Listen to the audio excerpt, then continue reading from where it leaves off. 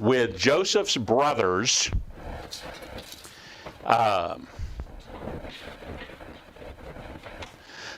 with Joseph's brothers having been reunited with him, and the Pharaoh hears about it, and he invites them to get Jacob and the families and bring them to the land of Goshen and set them up there, and that Joseph would take care of them. And later we find out that the Pharaoh makes the same invitation. It seems initially that Joseph's being a little bit presumptuous here in making this invitation to his family, but when I studied a little further, I found out an interesting thing about the land of Goshen, which then made it so that it was not presumptuous. So we're going to pick up there tonight in verse 8, I believe. And we've read through this last week. We read through this the week before. We're going to pick it up right here, and we're just going to go for it, starting in verse 8. Chapter 45, verse 8. Okay? And we're going to see if we can get to the end of the chapter. And we can see if we can get into the next chapter. Okay? How many verses will we start? We read through this twice in a row. We're going to forego that. Okay. And just go ahead and dig into it. Because I really want to, I want to see what's going on here. Why Joseph felt that he had liberty to give the land of Goshen to his family. So, and I think we can find that out. There's enough information that we can find that out. So, let's pray. Then let's get started. Father, tonight we come into your presence to thank you. First of all, thank you for this time that we can look into your word and we can study. We can learn the things that you have written. We can get insight for how you deal not only with Joseph and his family and with Pharaoh, but Father, you deal with us. You deal with people around the world. Lord, I pray that you would give us an understanding that you are part of everything that goes on. You guide and direct in the lives of your people, in spite of us. Lord, I want to ask that tonight as we study this and we see how that Joseph invites his family, and then Pharaoh turns around and invites his family, and Jacob responds to that invite and the different things that happen. Lord, I pray that you will guide and direct our hearts and minds to that. In Jesus' name, amen. Okay, so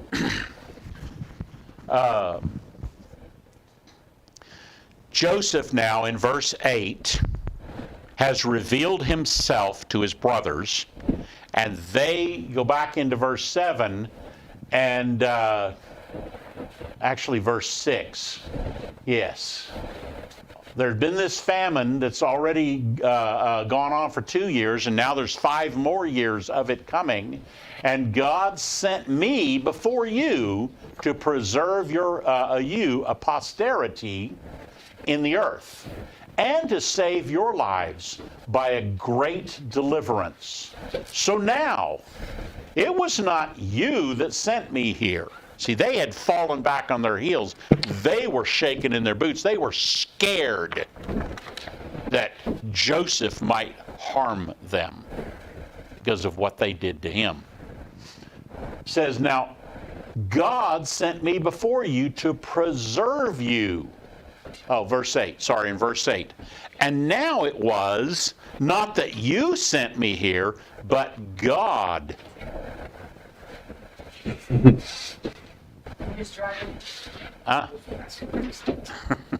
And he has made me a father to Pharaoh and lord over all his house and a ruler throughout all the land of Egypt. So Joseph is now counseling his brothers that he is not going to do harm to them. He is telling his brothers, yeah, later we'll find out. He told after his dad dies, his brothers are now afraid again. He says, you know, what you did to me, you meant it for harm, but God meant it for good. And there's this thread throughout Genesis. We see it over and over again, and we're seeing it here. God superintends in the lives of his people. He superintends in governments around the world. God causes them to rise up, and God brings them down. Now, we haven't seen the bringing down yet, but we will. So, verse 9, hurry up, haste ye, and go to my father, and say to him, thus hath thy son Joseph, says thy son Joseph, God has made me Lord of all of Egypt. Come down unto me now, tarry not. And you shall dwell in the land of Goshen. And when I first read that, I thought that highly presumptuous of Joseph to say, I'm going to give you the land of Goshen. Yeah, he's second in charge, but he's not in charge. That's the Pharaoh's job. And you shall be near me, and you and your children and your children's children and your flocks and your herds and all that you have. Now, in verse 17 through 20, we'll see in just a minute, the Pharaoh also says that. But why did he feel privileged to give away the land of Goshen to his family? Did Pharaoh give it to him? And his daughter. Yes, he did give him his daughter. Because it was in God's plan. Well, it is in God's plan. Well, Pharaoh later says, look, I'm going to give you Goshen. Correct. That's where the sheep herders live. Therein lies the crux of the whole thing. It's there. It is on the east side of the delta of the Nile River. It is as far away from where the Egyptians live, and that's where the shepherds live. That's where, now, Egypt had shepherds, but the shepherds were the lowest on the rung. The shepherds were the outcast of society. Shepherds were anathema. Well, the Egyptians still like to eat sheep. But a shepherd was the lowest raise them. Yeah, somebody has to raise them. I feel like the Egyptians respected cats more than they respected shepherds. Probably did, because they worshipped cats. Well, you know, too, with Joseph being a spiritual father there Yes, to the Pharaoh, you know, he probably had a good rapport with his boss. he did. I'm sure, you know, they talked, and you know, I think of like, when I was like an executive officer, Yep, you know, I would talk to the boss a lot. Even Right. though I wouldn't be the guy that, you know, has final say, I knew the boss well enough that I knew I could make certain liberties. correct. because I knew the boss well enough. Correct. And Joseph knows well enough the customs of Egypt, and that is the place where the sheep would go. And his family is a family of shepherds. And they would not be accepted anywhere else in Egypt. So in other words, they can go to the other side of the tracks. That's exactly right. They're not going to bother us. That's right. They're going to be on the other side of the tracks. They're going to be on the wrong side of the tracks, so to speak. Well, that's going to happen all throughout history. Yes, it is. Herded into ghettos, Uh-huh. things, and Yep. countries for all of history. But notice there's some very important things that God is superintending by doing this. First, We find out in chapter 46 that Simeon the second had 5 sons, the 5th of which was with a Canaanitish woman. Okay? Does not define her as his wife, but it says a Canaanitish woman. And we'll see in 46 or 47, I think it's 47. It's in 47. We'll see that the list of the 70 souls, all the family of Jacob, and in that list, there are 4 women that are counted in that 70. Leah, this Canaanitish woman, the Dinah, and Joseph's wife. Those are the 4 that are counted in the 70. Now there are 3 other women named: Rachel, who's dead. That's an interesting name. Rachel, who's dead? Yes. I can't think of the 2 concubines' names. Bilhah and... Zipporah. No, not Zipporah. Wasn't that one of the concubines? That's both, you think Moses? Yeah. Bilhah and... I can't think of it. I can't think of it either. But those, they're named, but they're not counted among the 70. Now maybe they're dead. We don't know. But none of the sons' wives are counted except Joseph's. None of the rest are counted. No other women, no sisters of any kind are counted. No offspring I'm are not counted. surprised because So, stated. Mhm. I'm not surprised because, as stated a while ago, it's a messed up family tree. well, it is a messed up family tree. But consider this. God providentially has moved Jacob now out of Canaan, where he is beginning to be infiltrated, beginning to blur the lines between God's chosen family and the Canaanites, who are actually condemned. All the way back to chapter 9 of Genesis. But the Egyptian women are not going to be interested in. That's exactly right. In Goshen, across the tracks, on the wrong side of the tracks, they can grow as a family without being infiltrated by the Egyptian culture. Back then, they could kiss cousins because you didn't have Yeah, genetic yeah. deformation. Right. So Right. this... I was just thinking on some. I don't know. I don't see it as necessarily like icky for them. The reason why it's icky in my mind right now, the reason I would never date a cousin is because think about the kids. And that's what we Well, think about. that's why. And that's what we think about. We think about the kids. It's like, oh my gosh. And that's been around for many centuries. Well, actually, they implemented it 400 years after this. Right. That is correct. God says it's time to change. We can no longer do this. That is correct. In the law at Mount Sinai. No. Cousins were still allowed up until, I guess you're right. It's about The first cousin, it was first cousins was the that's the extremity of the prohibition. Second cousin was not prohibited. You could marry your second cousin up to what, 1600, 1700? Yeah. Now that became law mostly because of what went on in Europe and the intermarrying of all of the ruling class to the point where the majority of them became imbeciles.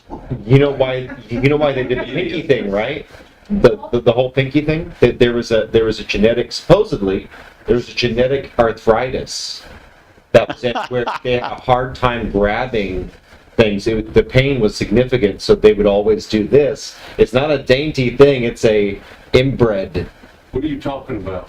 all the royalty, all the royalty. No, he's holding his pinky. It's like growing up in West Virginia. All the girls used to be able to marry back then. Yeah. But again, they became imbeciles Back then, because of the inbreeding. Madness sometimes. Yes. it, Yes. it was really Freaking weird true. back then. It's like showing your ankles would be inappropriate. So we come to verse 11 here, and Joseph continues, and he says, "And there I will nourish you. For ye there are for yet there are 5 years of famine, lest you and your household and all that you have come to poverty." Now, it costs money to go get food from Egypt. But it's more than just the grain that they're getting from Egypt. There's a lot more to it. And the whole idea is Joseph is now acting to preserve and protect his family. Verse 12, "And behold, your eyes see, and the eyes of my brother, of my brother Benjamin, that it is my mouth which speaks to you." I may not look like Joseph, but you're hearing me. And you're not hearing me in the Egyptian language, you're hearing me in Hebrew. You're seeing this is me by my voice, by speech, by everything. This is me. Verse 13. "And you shall tell my father of all my glory in Egypt, and of all that that you have seen, and you shall haste and bring down my father here." And he fell upon his brother Benjamin's neck, and he wept. And Benjamin wept on his neck. Now, when Joseph left, Benjamin was a young kid, maybe 4, 5, 6, something like that. Now, and at that time, Joseph was 17 and ends up in Egypt. And now, some 20 to 30 years later, Joseph is mid-aged. He's middle-aged. And so he's grown a lot. His brothers who are older than him, he recognized them. They didn't recognize him for a lot of reasons, not the least of which, he's grown a lot. I feel like he might have paled a bit considering how long he spent in prison. It takes a week. It takes a week to get a tan on in Egypt. Yeah. He's been fattened up. Oh, yes. Oh, yes. Because it's already been, so he was in prison. He's released from prison before the beginning of the 7 years of good. He's got kids. Well, whenever he was first released, I can imagine him being. Yeah. But that was at a minimum 9 years prior. And one thing he also know when he was in prison, he had favor with the prison. Yes, he did. So he was in prison. I'm sure it was pretty awful, but he probably had a lot more comfort than some of the other prisoners because he had favor from the prisoners. And was in a leadership position among the inmates. Yeah. He was in charge of the inmates. And the reason that's important is because wherever he went, God had favor on him. Right. Maybe he grew a beard. No, not in Egypt. Why not? Well, in the prison he did, but not as an Egyptian. No, Yeah. no. Shave your face, shave your head. Yep. Paint your face. Yep. And wear jewelry. And wear jewelry. He's probably walking like an Egyptian. Yes. Oh my! I'm gonna have that sound second back. Well, that's what the hieroglyphics show, isn't it? That and the hookah pipe. Yep. Oh, yeah. I ain't getting into that. Hashish is common in the area. Hmm? Hashish is common in the area. I've been offered many times. No, thank you. Verse 15. Moreover, he kissed his brethren, and he wept on them. And after this, his brethren talked with him. It wasn't until the release of all of the emotion that his brothers began to feel confident and comfortable to talk with him. Because up to this point, there's a lot of fear going on here. Even if Joseph says, don't worry about it. But he just played a lot of games. Yeah, he did. He did. Well, he never comes out and says, oh, by the way, I put that cup in the sack. He does not.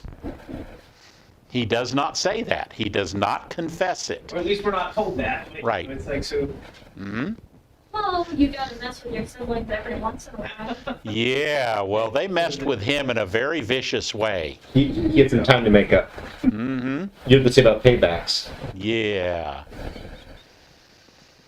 Well, verse 16. Yeah, here's the plotting. The fame thereof was heard in Pharaoh's house, saying, Joseph's brethren are come. And it pleased Pharaoh well and his servants. Verse 17, and Pharaoh said unto Joseph, say unto your brethren, this do ye. By the way, that is in the Hebrew, that's actually a command. It is Pharaoh giving Joseph a command.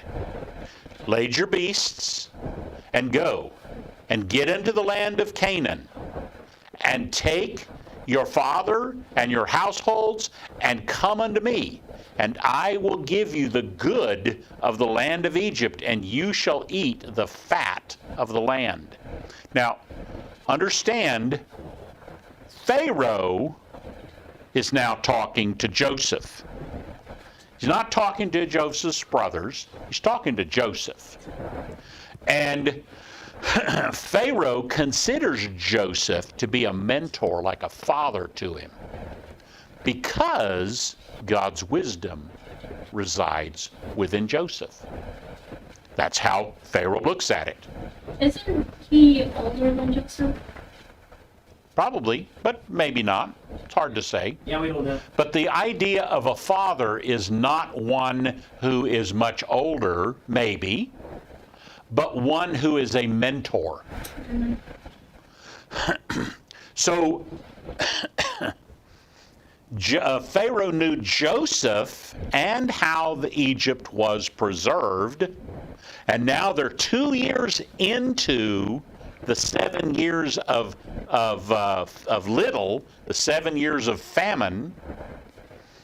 And by the way, in Exodus chapter 1, verse 8, there arose a Pharaoh who knew not Joseph. So it's not this one. One of the commentators, and I have not investigated this, but one of the commentators said that the Pharaoh that knew not Joseph may well have been Assyrian, because there was a conquering going on. Yeah, Isaiah 52:4 tells you that he's an Assyrian. Okay. I'll have to look into that. Which is very strange in a sense, because like you said, there's conquering going on. You would just think it would be somebody from the royal family that's, like you see the royal family in England. Well, something happened that they got the Well, they're superpower rivals. disposed. Right, they are superpower rivals. And it is quite possible that you're dealing with a foreign infiltration not too different than what's going on in our own country today. Oh, with China? With what? China, yeah. But, China Biden? and who else? Oh, The minority leader in the Senate, yeah. okay? Yeah. Then others, McConnell, Yeah. Swalwell. yes? Who else? There's a lot of them. Yeah. And so you're dealing with it. It's not just at the federal level.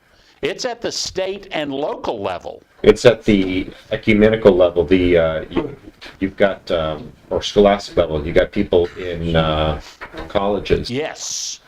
Yes. You wonder where a lot of funding for Black Lives Matter comes from? All the grassroots. It comes from mainland China. I'm not surprised because it is a Marxist concept. And how do you take down a country? Marxism. That's right. You rot it out from the inside. Yep. So, thus Pharaoh is now honoring Joseph to bring his family into the land of Egypt, giving them the good of the land. And verse 19. Now you are commanded to do this. This do ye, take your wagons, or take you wagons, out of the land of Egypt for your little ones and for your wives, and bring your father and come.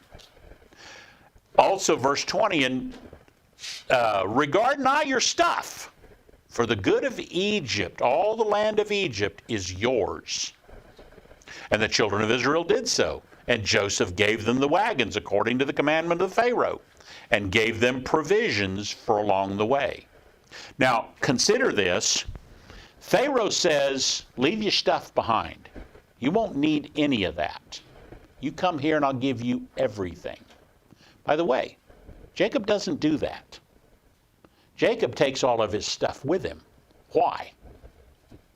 It would be unwise. Why? That's right. Why? Be beholden to. Beholden, that is exactly right. And that's everything that he does moving forward. Jacob says, thank you for the land. Thank you for the help. But we'll take the land. Correct. Correct. That is exactly right. On our way out, look at the rest. Don't tell him. Verse 22. It's a good way to live life. Verse 22. And to all them he gave each man changes of clothes. But to Benjamin he gave 300 pieces of silver and 5 changes of clothes. That's honoring Benjamin. And to his father he sent after this manner: 10 asses laden with the good things of Egypt, 10 she-asses laden with the corn and bread and meat for his father. By the way, in other words, he's sending him the good stuff, and he's also sending him provisions, and he's giving him plenty for everybody. Verse 24. So he sent his brethren away, and they departed. And he said unto them, see that you fall not out by the way. In other words, go straight.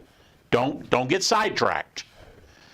And they went up out of Egypt and came into the land of Canaan unto Jacob their father. And they told him, saying, Joseph is yet alive, and he is governor over all the land of Egypt.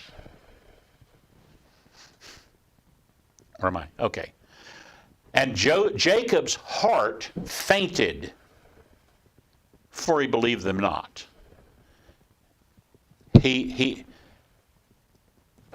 Joseph's been dead all these years. There's no way he's in Egypt. There's just no way. You can't be in Egypt. And so he's in complete denial here. Dad, we need to tell you something that happened like 50 years ago.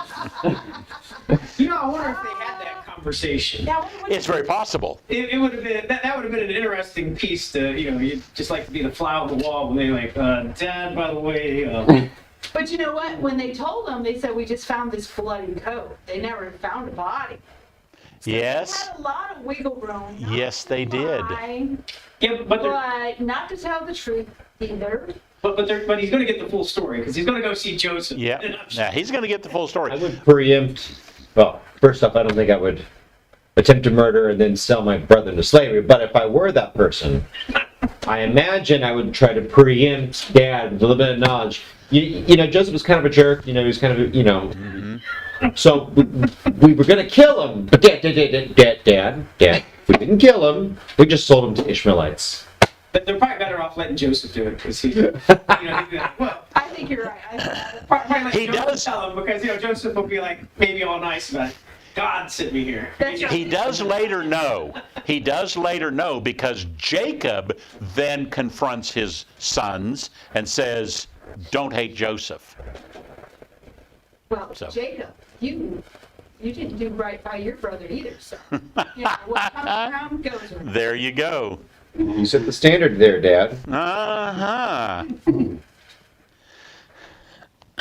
So, verse 27. And they told him all the words of Joseph, which he had said unto them.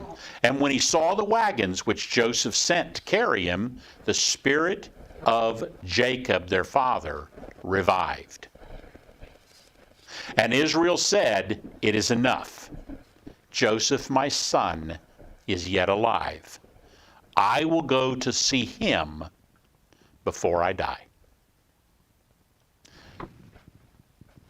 So this is how far we had read up to last week. This week we're going to read down to, Ooh, a lot of names. yes, not to here. We're not going to get to the names. Oh. We don't have time. We're going to read down to verse 7. So verse 8 is the starting of the names of the people who went into Egypt. We won't get that far. We've got 25 minutes left and we will not get that far. Because there's a lot of bits and pieces here of what's fixing to happen in this scene. And we've got to see how Jacob reacts to going. It's a very important piece to what's going on here. So verse 1 of chapter 46. And Israel took his journey with all that he had, and he came to Beersheba. And he offered a sacrifice. He offered sacrifices unto the Lord God of his father Isaac. First, why Beersheba? Well, we've been there before. Yes. Is that where he made his altar previously? Jacob didn't. Who did? Abraham first, yes. So if you jump backwards, and I didn't put it on the notes here, but if you jump backwards to chapter 21, Verse 14. and well, you could go back to verse 14. I'm just jumping back to 30 through 33. But you have there. You remember back in 12 that Abram went down to Egypt, and he lied, and he threw Sarah under the bus, and he got kicked out effectively. Well, later he went down there, and he lied to Abimelech, and then he stayed around a while. And he also threw Sarah under the bus. Well, it was time to leave, and there was an argument about the ownership of the well at Beersheba. And then they planted a tree there. Actually, they made a grove to commemorate the event. And Abram called on the name of Yahweh El Olam there at Beersheba. Later, in 26, Isaac too went down that way. And he lied. And he threw his wife under the bus. Like father, like son. And on his exit, on his path back to the north, he would stop and he would dig a well, and the locals would argue with him and take the well. And he would stop and he would dig another well, and the locals would argue with him and take the well, and so on. But at Beersheba, he kept that one for a while. Then he left. And he went on further north. But there he too called upon the name of the Lord at Beersheba. So Jacob has a family history with the well at Beersheba. So Jacob stops at Beersheba. And he puts together the altar and he offers sacrifices to the God of his father, Isaac. So it's not the same oath, but I think it's interesting that he's offering sacrifices at the well of the oath. Yes, I think and that's what Beersheba is, the well of the oath. that's very interesting. So verse 2, and God spoke unto Israel in the visions of the night and said, Jacob, Jacob. He said, here am I. Notice almost all the conversations that Jacob has with God are in dreams. He had a confrontation with an angel that he wrestled with all night. But I think everything else was in the form of a dream of one nature or another. But here, consider God had specifically told Abram, don't go back down to Egypt. God specifically told Isaac, do not go to Egypt. Now, Jacob says, the famine's getting pretty bad. We've been invited to Egypt. And he's asking God. Interestingly, this is one of the very few times that Jacob initiates with God. Most of Jacob's life has been characterized with him making decisions and them not going so well, and God intervening and saying, now go do this. Here, he looks to God first. He leaves, and he goes to the place where his family worshiped, and he calls upon the Lord. Verse 3, and he said, I am God, the God of your father. Fear not to go down unto Egypt, or into Egypt, for I will make of thee a great nation. Now, God, again, is going to preserve Jacob. He's preserving Jacob by evacuating him from the place where he's beginning to become part of the people who are condemned. God is pulling him out. So they will not become a part of those who 400 years from now, 440 years from now, going to have to destroy. So he's pulling them out. But God also says, I'm going to bring you down there, I'm going to preserve you, and I'm going to make of you a great nation. What was the promise to Abraham? I will make, many nations. That's his name. Sand of the sea, as the stars in the heavens. A great people. Now, interestingly, Jacob's family, Israel, is not a nation right now. They're a family. And not a very good family. I mean, they're pretty broken. And when they come out of Egypt later, after being slaves, that's what they know. It's slavery. And God has to take them from not just a broken family, but a broken people, and build them into a nation.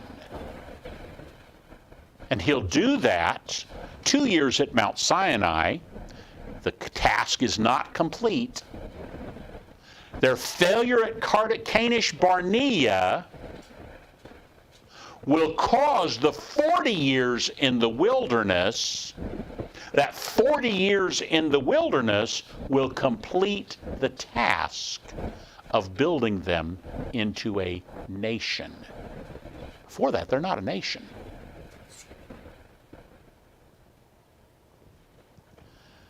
Verse 4.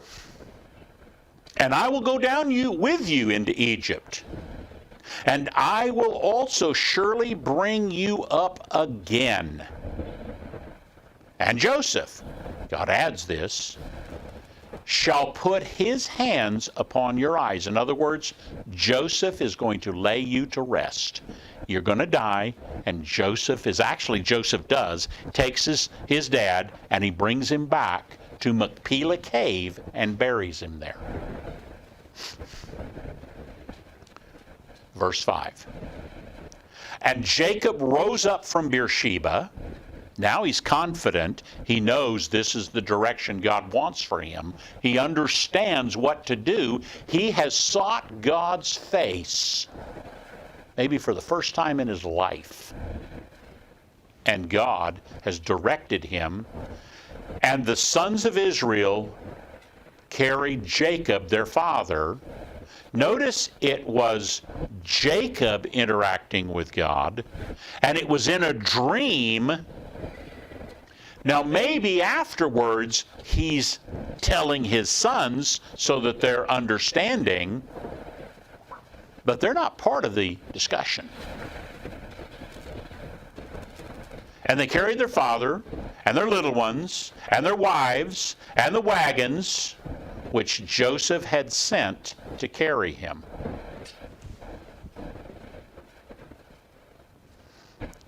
And they took their cattle and their goods, which they had gotten from the land of Canaan, and came unto Egypt, and Jacob and all his seed with him. And again, notice, Jacob brought his stuff with him, without regard to Pharaoh's command or statement, don't worry about your stuff. I ain't going to be beholden to you. But back then, that was a kind of a really big deal. Very big deal. What does Solomon say in Proverbs? You sit before the king's table, put a knife to your throat. Don't eat all his dainties. So you're not beholden to the king. Don't do it. Don't do it. Probably shouldn't be sitting there anyway.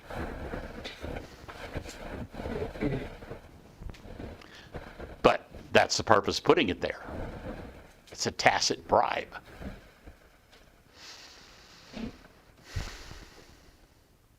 So you said we wouldn't have time for all the names, but we're at 7:49. Correct. And we got a lot of work to get through those names and some of the things that's there.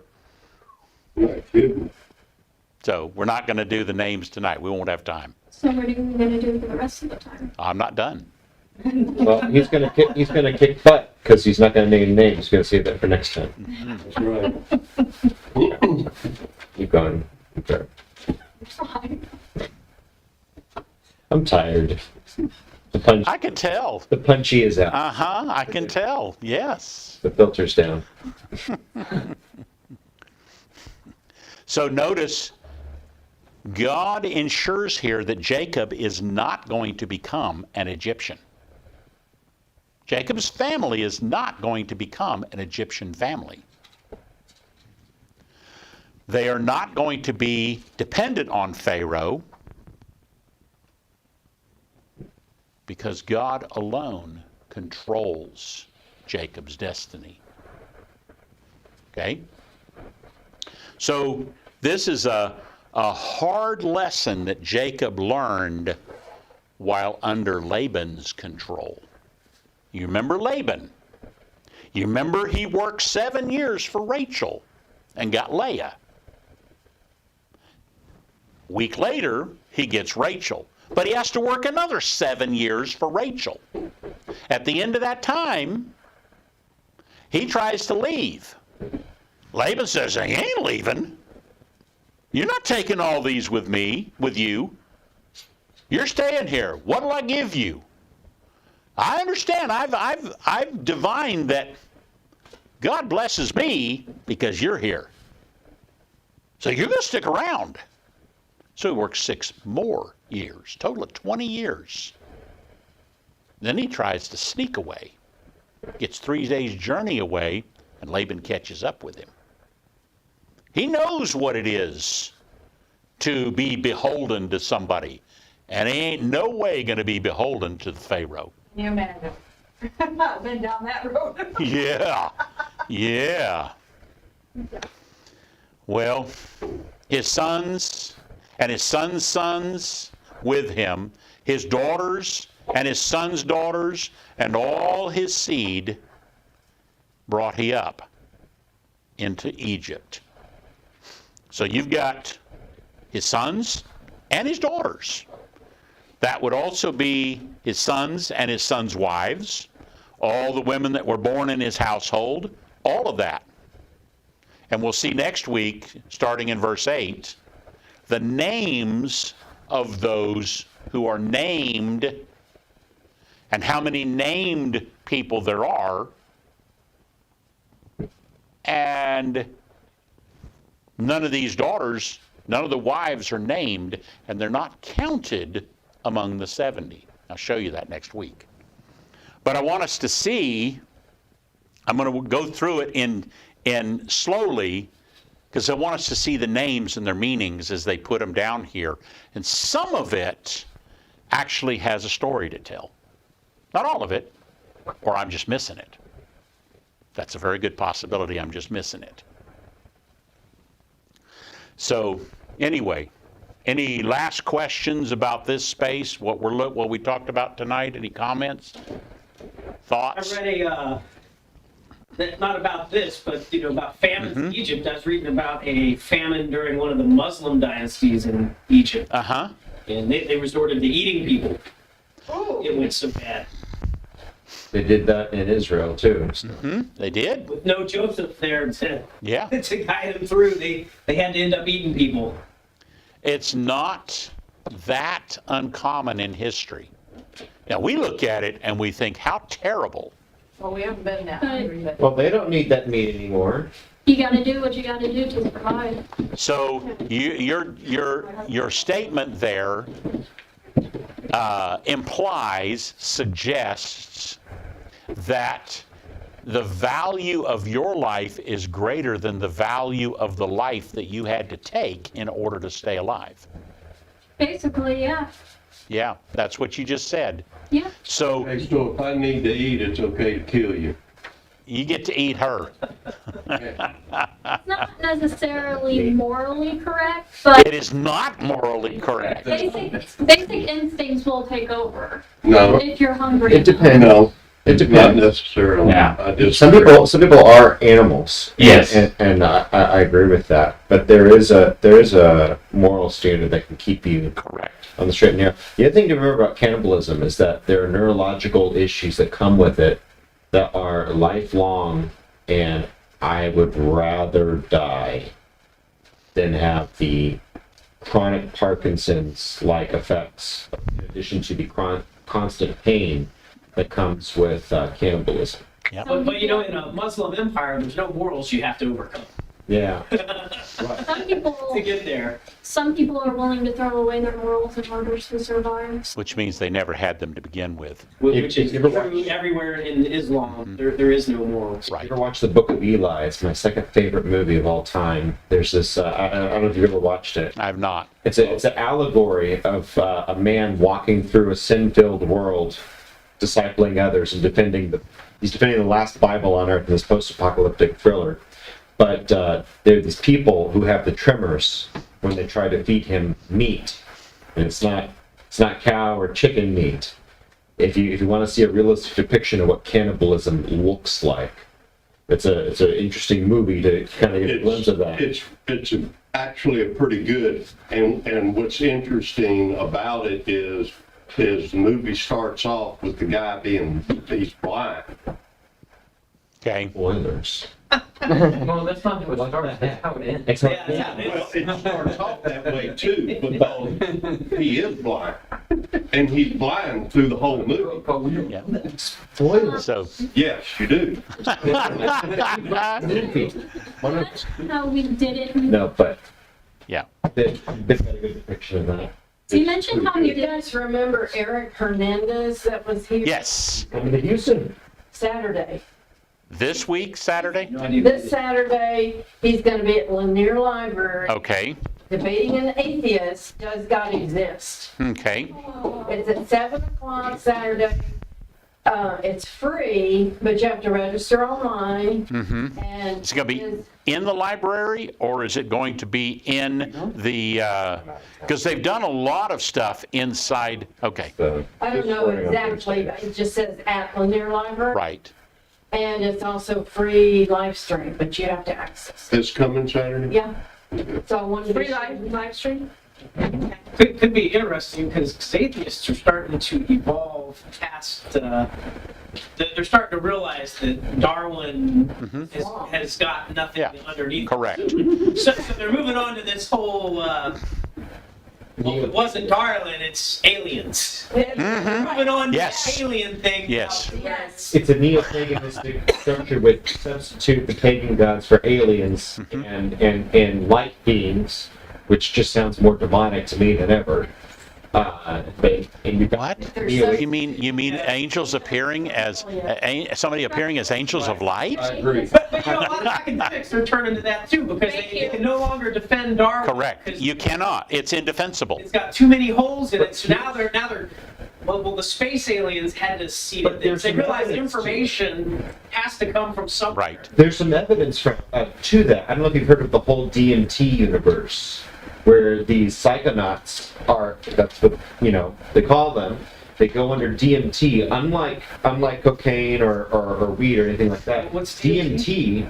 So DMT is a naturally occurring chemical in your body, Oh. but when they produce it in large amounts, think shrooms on steroids. When they produce it in large amounts, You take can- DMT. you go orally. underneath it, you go underneath the influence of it, people see the same sights. They're actually mapping this out. There's an entirely different realm, and they're visited by light beings. It's a psychotropic. Michael Knowles. That's an altered state of, that's occultic. Yeah. Michael Knowles actually interviewed a guy who was a convert to Christ after coming off of DMT and doing LSD and DMT. And it's a 2-hour interview. It is worth the watch. The last 30 minutes, it goes from this, it's like The Mandalorian. You get this really slow burn, and the last quarter of this 2-hour interview is hot. He talks about his experiences as a Christian. He's getting the high of being a new Christian wears off. In a moment of weakness, he goes back to the mushrooms. And I'm not going to spoil it for you. Michael Knowles, look it up. Michael Knowles and this. I will not go there. However, consider this. Those are part of the things that are structured for the last days. Those are the kinds of things.